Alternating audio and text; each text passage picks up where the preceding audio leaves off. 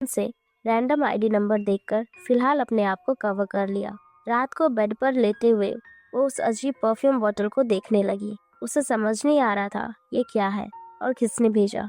पिछली जो ट्रांसफॉर्मेशन के बेस पर उसे लगा शायद सोने से चार्ज ट्रिगर होता है। उसने डोर लॉक किया, अलार्म सेट किया और टेस्ट करने का डिसाइड किया, लेकिन गेस गलत निकला। सुबह वो खुशी खुशी ब्रेकफास्ट बनाने लगी, तभी उसके कपड़े फिर से फटने लगे। तब उसे समझ आया कि परफ्यूम लगाने के बाद ट्रांसफॉर्मेशन सिर्फ 12 घंटे तक रहता है। इस बीच यीदू फिर से थंडर और लाइटनिंग की आवाज से डर गया, जो जेही के ट्रांसफॉर्मेशन के साथ होती थी। उठकर उसने जेही से अपनी दी हुई प्रिकॉशंस की लिस्ट रिपीट करने को कहा और जेही ने वर्ड बाय वर्ड सब सुना दिया। सिर्फ इतना ही नहीं, उसकी कुकिंग स्किल्स ने भी उसे इम्प्रेस कर दिया। आखिर में यीदू ने डिसाइड किया कि जेही टेम्पोररी यहाँ रह सकती है। खाते वक्त यीदू का ध्यान बार बार जेही की ब्यूटी पर चला जाता था। वो तुरंत उसे कह देता कि वो कहीं और जाकर खाए, लेकिन बाद में थोड़ा गिल्टी फील करता। जेही तो पहले से ही आदत डाल चुकी थी। ताइजुन भी उसके साथ नहीं खाना चाहता था। वो 20 साल से बैल्कनी में खाना खा रही थी। ये सुनकर यीदू चुप हो गया और इस औरत के बारे में और क्यूरियस हो गया। उसने चुपके से सेक्रेटरी किम को जेही का पास्ट चेक करने को कहा। रात में जेही अपना रिसेंट रनअवे वीडियो बार बार देख रही थी। 20 साल पहले वो यंग, ब्यूटीफुल और परफेक्ट शेप में थी। एक रिहर्सल के दौरान उसका एक्सीडेंट हो गया था और वो गिर गई थी। वो प्रेग्नेंट थी। हॉस्पिटल में ताइजुन ने रिंग के साथ प्रपोज किया और हमेशा अच्छा ट्रीट करने का प्रॉमिस किया। उसकी बातों पर यकीन करके जेही ने मॉडल बनने का सपना छोड़ दिया। अब इस मैजिक परफ्यूम के साथ उसने फिर से अपना ड्रीम चेज करने का डिसाइड किया।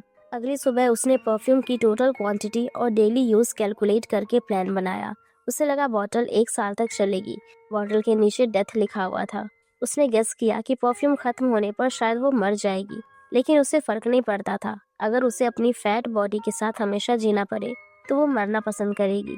अब सिर्फ 1 साल ही सही, पर वो बहुत खुश थी। सुपरमार्केट जाते वक्त एलिवेटर उसका वेट की वजह से ओवरलोडेड हो जाता था। हर बार वही बाहर निकलती थी। जब वो फिर से निकलने वाली थी, ईदो ने उसे रोक दिया। शॉपिंग के दौरान जेही ने अपने एक्स हस्बैंड को उसकी मिस्ट्रेस के साथ देखा। ताइजुन ने भी उसे नोटिस किया। जल्दी में जेही ने ईदो का मास्क उतारा और उसे किस किया। ईदो शॉक हो गया और चिल्लाया कि कोई रेपिस्ट है। सबका ध्यान अट्रैक्ट हो गया। जेही तुरंत वहां से निकल गई। घर आकर ईदो ने उसे बाहर निकाल दिया। वो बार बार अपने दांत ब्रश करता रहा और इमेजिनेशन में जेही का किस याद करता रहा। जब उसने फ्रिज खोला तो देखा जेही ने उसके लिए खाना बनाकर छोड़ गई थी। थोड़ा गिल्टी फील करके उसने पार्क में सोती जेही को ढूंढा और उसे एक और चांस देने का डिसाइड किया।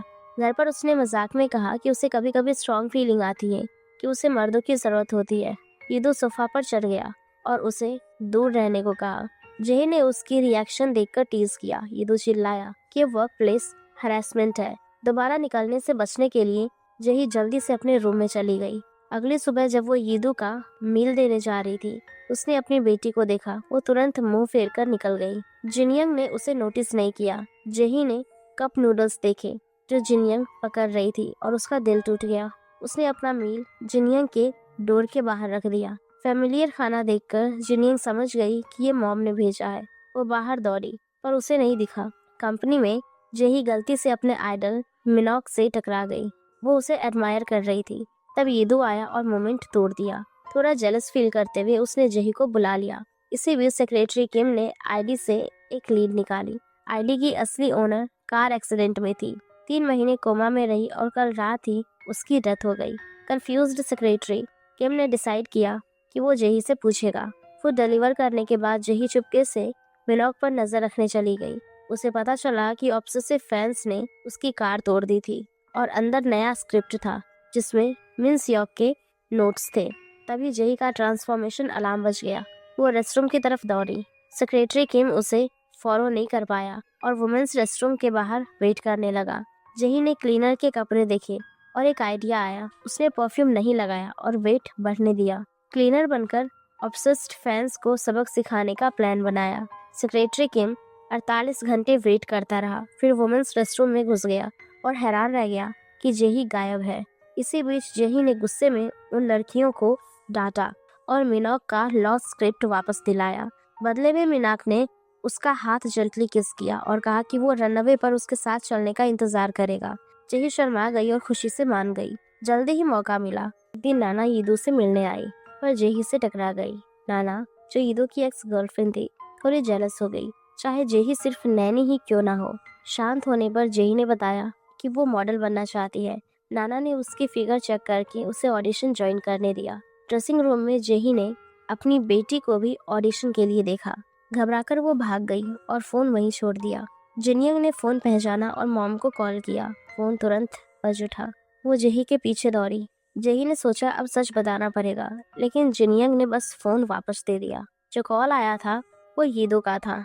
वो गुस्से में आया और कॉल्स इग्नोर करने पर डांटा।